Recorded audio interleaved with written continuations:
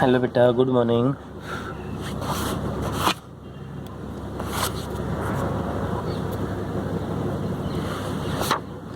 देखो बेटा, आज हम पढ़ेंगे potential energy of a magnetic field in potential energy of A magnetic dipole in magnetic field. इससे पहले वाले लेक्चर के अंदर बेटा हमें पढ़ा था torque acting on a bar magnet या on a magnetic dipole. Magnetic dipole के ऊपर टॉर्क कितना एक्टिंग हुआ था बेटा? mb sin theta. तो वहाँ पर टॉर्क कितना मिला था आपको बेटा? mb sin theta. अब यहाँ पर पोटेंशियल एनर्जी, पोटेंशियल को बेटा मैंने शॉर्ट में लिख दिया, potential energy of A magnetic dipole, of A magnetic dipole, potential energy of A magnetic dipole in magnetic field. Magnetic field को हमने किससे शो कर दिया बेटा? बी से शो कर दिया। और इससे पहले जो एक वो है magnetic field on a bar solenoid are not include in the syllabus. Magnetic field है एक बार सोलेनॉइड के ऊपर, वो आपके सिलेबस में है ही नहीं, पहले उनका टॉपिक दिया हुआ है। तो potential energy of A magnetic dipole in magnetic field के अंदर निकालना है। तो बेटा सबसे पहले पोटेंशियल एनर्जी क्या है? पहले हमें निकालना potential energy of a magnetic field क्या है। तो potential energy of a magnetic field, energy possessed bye dipole, जो डाइपोल के द्वारा जो एनर्जी पोसेस्ड होगी of its particular position in the fields, particular position है फील्ड के दौरान, वो आपके पास क्या बेटा? Potential energy. मैं स्टेटमेंट एक बार लिख देता हूँ। Potential energy of A magnetic dipole in a magnetic field, in magnetic field, potential energy in a magnetic field is the energy possessed, is the energy possessed by the dipole, energy possessed by the dipole due to its particular position, due to particular positions, उसकी particular position के कारण in the field।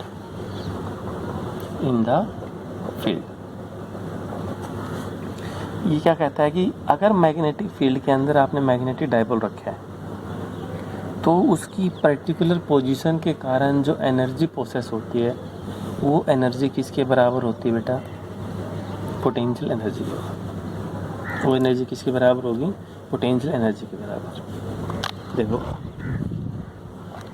ये magnetic field है, इसके अंदर ये magnetic dipole रखा, north और साउथ बीच की दूरी कितनी थी? 2।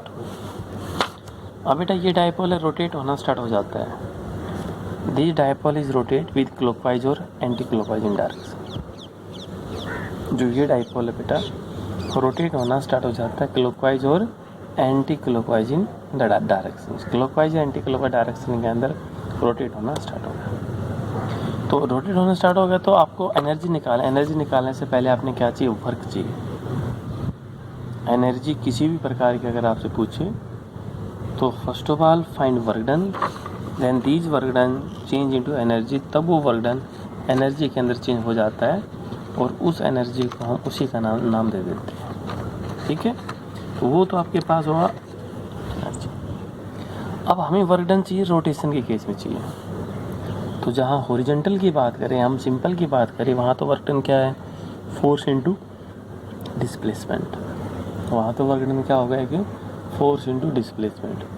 और जहाँ रोटेशन की बात आए, जहाँ पर भी रोटेशन की बात आए वहाँ फोर्स की बजाय क्या आ जाएगा बेटा? टॉर्क। और सिंपल डिस्प्लेसमेंट की बजाय क्या होगा? Angular displacement.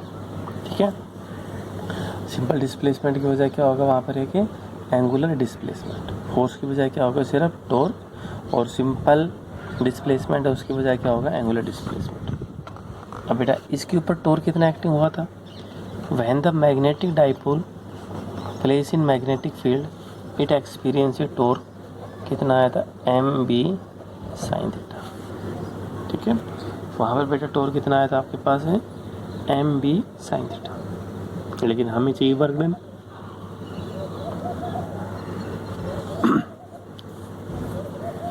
Therefore, the small amount of work done rotating the dipole through a small angle d theta।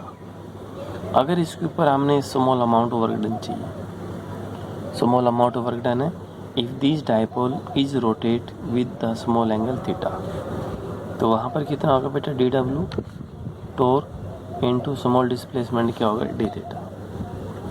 टोर की वैल्यू कितनी है बेटा m B sine theta D theta. Torque कितना आपके पास है एम बी साइन थीटा और डी थीटा। ओके, ये आपके एम क्या है यहाँ पर मैग्नेटिक डाइपोल मोमेंट, एम क्या है यहाँ पर मैग्नेटिक डाइपोल मोमेंट। बी क्या है, बी है बेटा मैग्नेटिक फील्ड, बी यहाँ पर क्या होगी कि मैग्नेटिक फील्ड। और थीटा ओरिएंटेशन है, d theta small change in angular displacement. अब ये तो हुआ आपके पास small amount of work done in case of rotation की term. Therefore total work done, therefore total work done rotating the dipole from theta बराबर theta 1 से लेके थीटा बराबर थीटा 2 तक। अगर डाइपोल रोटेट होता है कंटिन्यू थीटा 1 से लेके थीटा 2 तक, तो क्या करें बेटा उसका इंटीग्रेशन, टोटल इंटीग्रेशंस। ये तो डी डब्ल्यू, यहाँ से देखिए M B sine theta D theta integration theta 1 से थीटा 2 तक। ठीक है, इंटीग्रेशन कितना होगा बेटा उसका थीटा 1 से थीटा 2 तक इंटीग्रेशन, ये होगा एम बी साइन थीटा। अब आपने डी के पीछे देखना इंटीग्रेशन आपके मैथ में कंप्लीट हो भी चुकी है। तो एम बी को बाहर किया साइन थीटा और डी थीटा, थीटा 1 से थीटा 2 तक। ये हुआ वर्क एम बी सेम। बेटा साइन का इंटीग्रेशन क्या होता है, साइन का इंटीग्रेशन होता है माइनस ऑफ कोस थीटा, ये ध्यान रखिए।